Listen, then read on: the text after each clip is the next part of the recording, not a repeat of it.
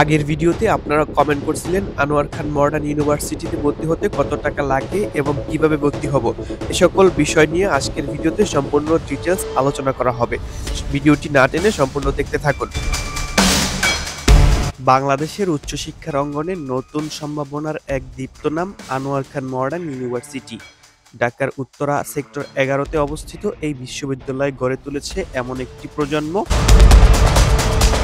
2016 সালে প্রতিষ্ঠিত এই বিশ্ববিদ্যালয়টি বাংলাদেশের বিশ্ববিদ্যালয় মঞ্জুরি কমিশন ইউজিসি কর্তৃক অনুমোদিত একটি বেসরকারি বিশ্ববিদ্যালয়। আনোয়ার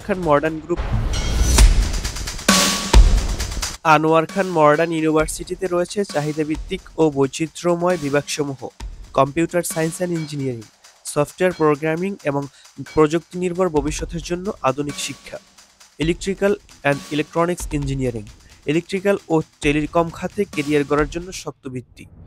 আরও রয়েছে মেকানিক্যাল ইঞ্জিনিয়ারিং, হাতে কলমে প্রকৌশল ও প্রযুক্তি শিক্ষার বাস্তব অভিজ্ঞতা, টেক্সটাইল ইঞ্জিনিয়ারিং, বাংলাদেশের অন্যতম বৃহৎ শিল্প খাতে বাস্তবমুখী দক্ষতা অর্জনের সুযোগ। এমপিএস মানে হচ্ছে মাস্টার অফ পাবলিক হেলথ, জনস্বাস্থ্য এবং স্বাস্থ্যনীতি নিয়ে উচ্চশিক্ষা ও গবেষণা। বাংলা, ইংলিশ এবং তারই সাথে সাথে আরও অনেকগুলো সাবজেক্ট রয়েছে এই বিশ্ববিদ্যালয়ে। এই বিভাগগুলো ছাত্রদের শুধু চাকরির জন্য না, বরং ভবিষ্যতের উদ্যোক্তা ও গবেষক হিসেবে প্রস্তুত করে তোলে। শিক্ষার্থীদের জন্য মনোরম পরিবেশ, সুবিশাল ক্লাসরুম এবং পাঠদানের জন্য অভিজ্ঞ শিক্ষক রয়েছে এই বিশ্ববিদ্যালয়ে। দেশের বিভিন্ন প্রান্ত থেকে ছুটে আসে শত শত শিক্ষার্থী এই বিশ্ববিদ্যালয়ে পড়াশোনা করার জন্য।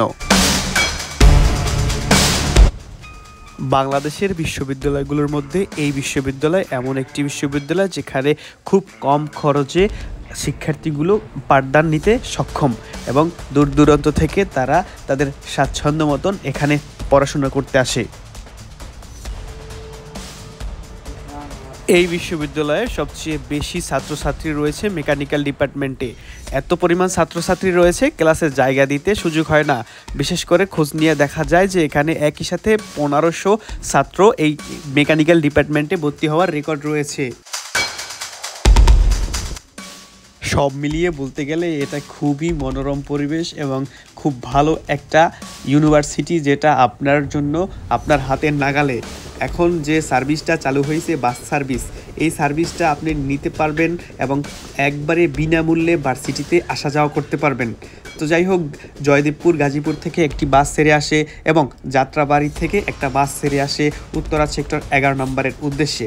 আপনারা জানেন জমজম টাওয়ারের পাশেই হচ্ছে উত্তরা 11 নম্বর সেক্টরের এই ভার্সিটির ক্যাম্পাস। আপনারা খুব সহজেই আসতে পারবেন এখানে এবং বিনা খরচে আপনি আসা যাওয়া করতে পারবেন। আর এখানে সব কিছু একদম ভিআইপি টয়লেট রয়েছে, সব কিছু এখানে রয়েছে। আর যদি আপনারা গাজীপুর থেকে ফ্লাইওভার এলিভেটেড এক্সপ্রেসওয়ে থেকে আসা যাওয়া করতে চান, তাহলে এটা হচ্ছে রাস্তা। এবং ভার্সিটির একটা নতুন ক্যাম্পাস চালু হয়েছে, যেটা এতক্ষণ আপনাদেরকে ঘুরিয়ে দেখাইছি। ধন্যবাদ সবাই।